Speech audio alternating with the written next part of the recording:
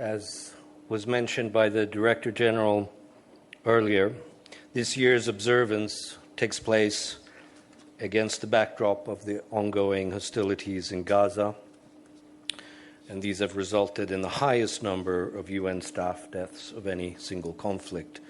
We're honored to have with us today the Chief of Staff of the United Nations Agency for Palestine Refugees, UNRWA, Mr. Ben Majekodunmi.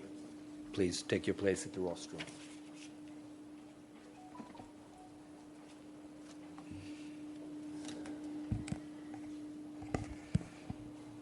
Dear friends and colleagues, thank you.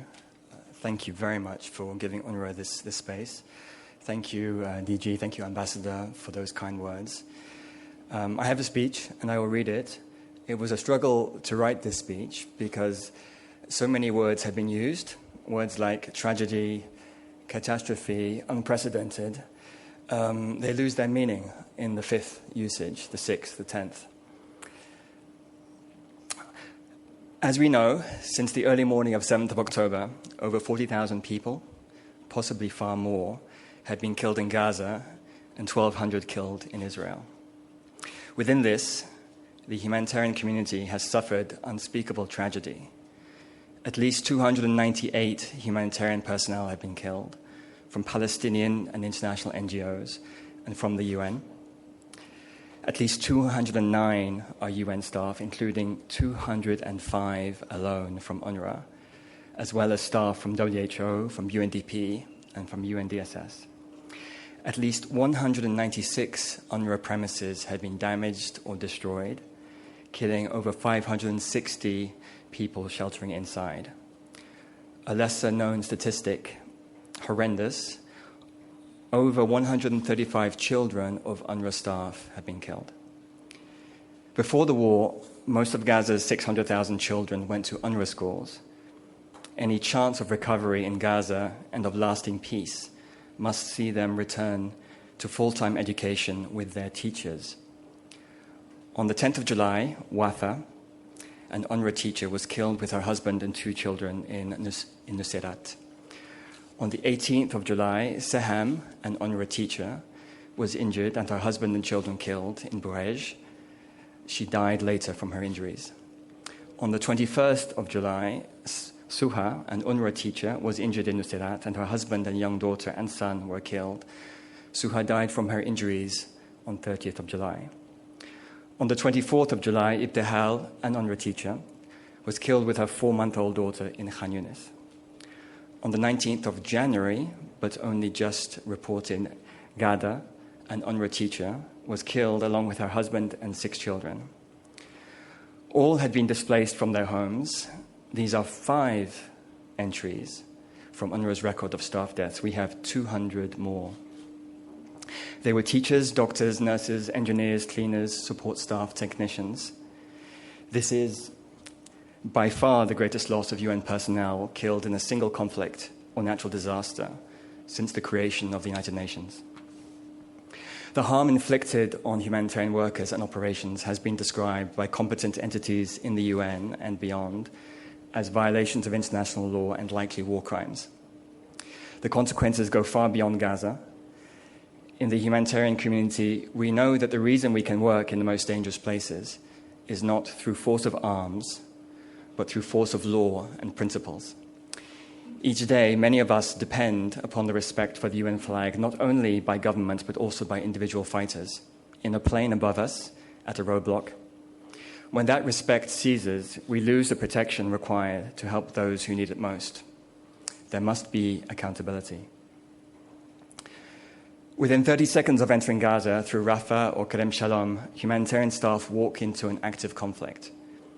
Within the roughly 18% of Gaza not under evacuation orders, it is intensely crowded. A normally 5-minute drive takes an hour. There are children everywhere. UNRWA premises, almost all converted into shelters, are filled with people trying to stay clean, trying to care for their children, trying to live. There is the constant sound of drones high in the sky, the sound of incoming fire from ships, the sound of exploding bombs near and far, or silent plumes of smoke rising from the strike of a missile. People risk their lives to find clean water and food. Polio spreads in open sewage. Children die from inadequate medical care while world-class hospitals are near. Almost all UNRWA and humanitarian staff are displaced. Like the general population, they live on the floor of schools, in half-destroyed buildings, in tents constructed from rugs and branches. It is in this environment that humanitarian workers are somehow keeping Gaza alive. I asked my colleagues in Gaza what they would want me to say here. They told me that while at work, they worry all day about the safety of their families, that upon hearing each explosion of the many dozens per day, they try to calculate in their minds its size, its location, its proximity to where their families are displaced. Do they need to run home? Do they not? They said that Gazans are angry at the international community, represented on the ground by us, by humanitarian workers, because we have not stopped the destruction. Randa and Farid talked with me about two dear friends among the deceased UNRWA staff, Celine, an obstetrician, Shahar, who devoted his life to education for children with special needs. Gaza has lost so much, they said. Raida, an UNRWA school principal, now a shelter manager, described how a missile strike on her shelter in Khan Yunis killed 17 people immediately. With ambulances unable to come, Raida said she and other UNRWA staff, without medical training, provided care overnight for many with severe trauma injuries. The worst, she said, was seeing human beings reduced to bundles. Aima works in movement coordination for humanitarian missions, and she described how she wakes at 4 a.m. to receive and transmit updated instructions on safe routes, and then spends all day worrying if the routes she shared will really keep staff safe. My colleagues told me that everyone dreams constantly of a ceasefire. Amidst the pain, as humanitarians, we must, of course, look for hope and light where we can find it. Is there light in the fact that even when an UNRWA school is hit by bombs killing IDPs, and then hit again days later killing more IDPs, that still IDPs remain there because in spite of everything, they feel safer under the UN blue flag, safer with UN staff around them? Is there light in the fact that on a single day in February, UNRWA was able to conduct over 20,000 separate patient visits at our remaining health clinics, and that one of those clinics in Nusairat on one terrible day this year shifted from primary health care to serving as an ICU with staff doing improvised surgery on over 150 trauma cases that arrived within a few hours under intense bombardment? Is there hope in the fact that amid the horror of a polio outbreak, the humanitarian community has somehow managed to design a public health campaign to address it? Now, the parties to the conflict must enable the plan's implementation.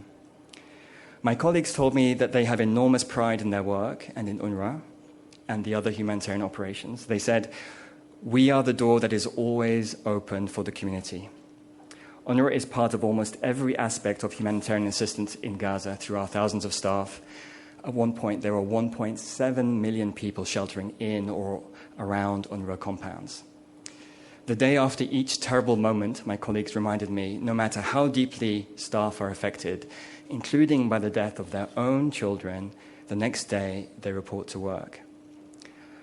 I ask today that we recognize the humanitarian personnel working in and on Gaza, from Palestinian public health organizations to international NGOs to UN agencies and departments, including, I cite only some, WHO, UNDP, UNDSS, OCHA, WFP, IOM, UNICEF, OHCHR, UNMAS, the resident coordinator and the special coordinator and their teams, and others. And I ask that we recognize UNRWA staff who, after going through so much, still keep the door always open. I also recall the outstanding work, courage, and commitment of humanitarian staff around the world from across the NGO and UN community, and our colleagues lost in Iraq in 2003. Despite those who might abuse it, whether through attacks or through neutrality violations, the blue UN flag continues to represent the principles of human rights, of international law, and of humanity for all peoples affected by this terrible conflict, on all sides of borders and walls, and regardless of national, religious, or ethnic origins. At the risk of their lives, our colleagues in Gaza and around the world set this standard every day. The last message that I would share is of an impromptu speech made by my colleague Miranda, a Gazan senior manager of a large UNRWA Gaza team. During my last visit into Gaza, I listened as she gathered about her 40 staff standing, ignoring the background sound of explosions. She smiled and she spoke as she walked around the room, looking at her team, and she said, "Thank you. Thank you for your dedication, for your hard work. We are strong. We are defending our organization that is our family. We will absorb the anger of our community. We are here. We will not leave our IDPs. We will leave no one behind, even though we are standing alone." Today, on World Humanitarian Day 2024, all of UNRWA and the humanitarian community in Gaza knows that we are not alone. Thank you.